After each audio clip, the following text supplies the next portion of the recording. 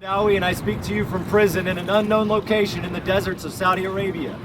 I stand before you to condemn the injustices of governments and corporations of the world that work in secret to increase their profits with the blood of the innocent and the abuse of human rights. Let me make this clear. The abuse of any one person's rights is an abuse of our collective human rights, your human rights.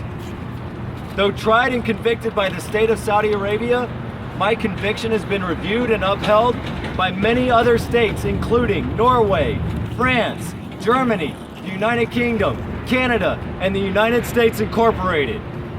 My conviction was upheld worldwide through sweetheart weapons deals, oil deals, and even blackmail when necessary.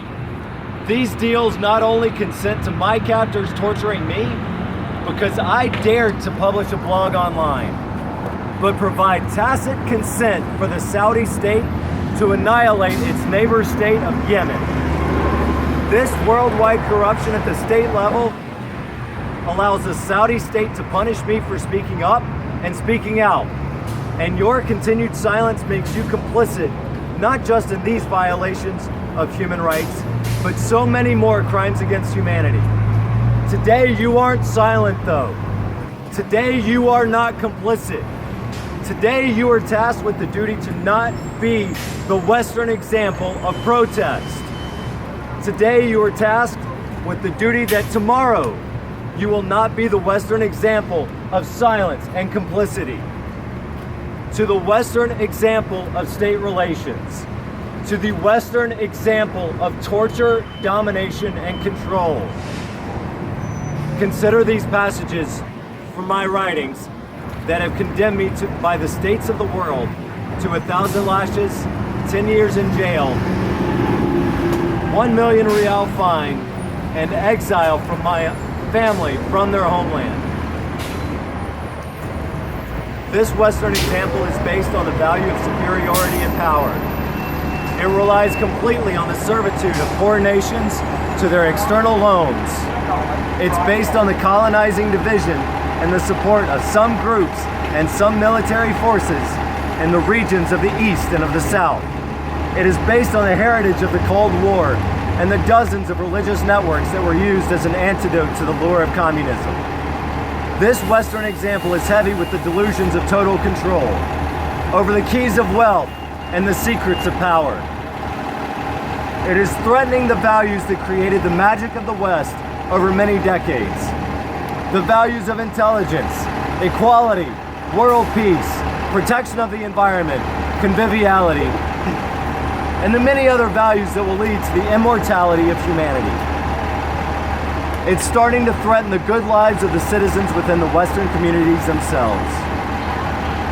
It's threatening the unity of humanity. It's threatening its own survival at a time when no Noah's Ark is coming to the rescue. Now, as you put down your torture devices, you shouldn't let yourself fall into the pits of despair. Here are all of my cards unfolded.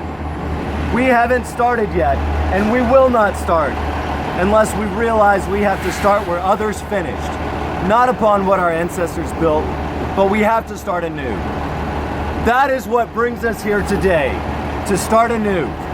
We must learn to work together, here, locally, so that my conviction can be overturned, not just for me, but for the good of the rights of all of humanity. We must begin to work together to stand up against injustice whenever and wherever we see it, and hold up as examples that which we admire. We will not always agree, but we must still come together wherever we are to take initiative regarding the change voted into office for years, but that we know will never come without us creating that change.